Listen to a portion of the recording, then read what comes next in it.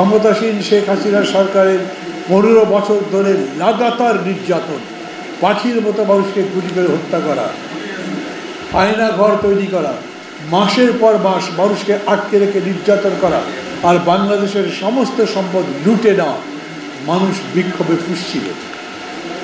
এক রূপপুর আণবিক প্রকল্প থেকে আপনারা পত্রিকায় এখন দেখেছেন এবং নিশ্চয়ই টিভিতে শুনেছেন, একটা প্রজেক্ট থেকে, একটা বিদ্যুৎ উৎপাদন প্রজেক্ট থেকে তিনি 500 কোটি টাকা লুট করেছেন, চুরি করেছেন। একটা আপাদমস্তক চোরের সরকার, লুটের সরকার 15 বছর আমাদের উপর দাপট দেখিয়েছে। তারা দেশের উন্নয়ন করছে আর আমরা দেশের বিরোধিতা করছি, আমরা দেশদ্রোহিতা করছি, আমরা দেশের ক্ষতি করছি। মানুষ জবাব দিয়েছে।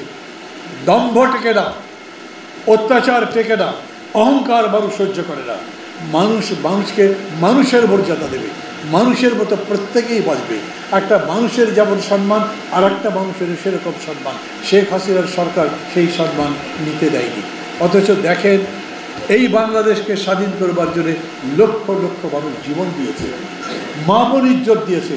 এত বড় লড়াইয়ের পরে এই দেশে আওয়ামী লীগ ক্ষমতায় বসে তার পিতা শেখ মুজিবের আমল থেকে এই পর্যন্ত যতবার ক্ষমতায় গেছে, যে অন্যায় অত্যাচার করেছে তার বিরুদ্ধে মানুষ জেগেছে। আপনারা সবাই গর্ব করতে পারেন যেরকম করে আবু সাইদ জীবন দিয়েছে, এই রকম একটা আদর্শের প্রতি অঙ্গীকার রেখে সাহসে বুক পেতে 2 হাত প্রসারিত করে আহ্বান করা, গুলি করতে পারে, মারা যেতে পারি, আন্দোলন ছাড়ব না। এটাই বাংলাদেশ। এবং সেই বাংলাদেশের প্রতীক হলো আবু সাইদ। কেন? এই যে জীবন দিলেন, তিনি তো কোনো দল করতেন না, কোথায় তাগিদ পেলেন? এই যে হাজার খানিক লোক মারা গেল, জীবন দিলে ওয়াকাতরে দেখেছেন টেলিভিশনে, বাচ্চা বাচ্চা মেয়ে স্কুলে পড়ে, কলেজে পড়ে, তারা এসে বলছে কত গুলি আছে তোমাদের, দেখি আমাদের আন্দোলন কীভাবে দমন করতে পারো। আমি ওই বীর সাহসী শিক্ষার্থীদের ধন্যবাদ দিই যারা এই আন্দোলনকে চূড়ান্ত পরিণতিতে নিয়ে গেছেন। আমরা রাজনৈতিক দলগুলো জমি তৈরি করেছিলাম, এটা ঠিক।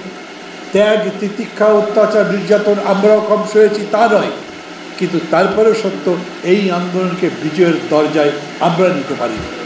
কারণ আমাদের দরকার ছিল ঠিক এই সাইদের মতো সাহস করে বলা, হয় তুই নইলে আমরা, হয় শোষণ নইলে জনগণ, হয় ন্যায় নইলে অন্যায়, নির্যাতন, লুটপাট। কিন্তু জিতবে তো শেষ পর্যন্ত ন্যায়, সত্য, এবং তাই জিতেছে। আমরা রাজনৈতিক দলগুলো সেই চ্যালেঞ্জ সরকারের সামনে করতে পারিনি।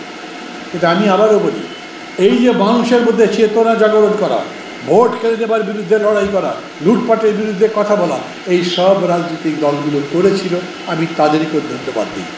আমি আবার বলি, এই যে শিক্ষার্থীদের আপামর জনগণের মধ্যে লড়াইয়ের প্রবণতা কেন? শিক্ষার্থীরা বলেছে আমরা নতুন বাংলাদেশ দেখতে চাই।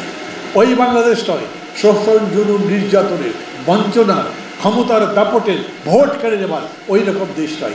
আমরা চাই এমন একটা দেশ যেখানে ন্যায় প্রতিষ্ঠা হবে, সত্য প্রাধান্য পাবে, সম্মানী মানুষের সম্মান হবে, জায়গাতে লুটপাট বন্ধ হবে, মানুষ নিজের পছন্দ মতো ভোট দিতে পারবে, নিজের পছন্দ মতো সরকার নির্যাতন করবে, সেই রকম দেশ চাই।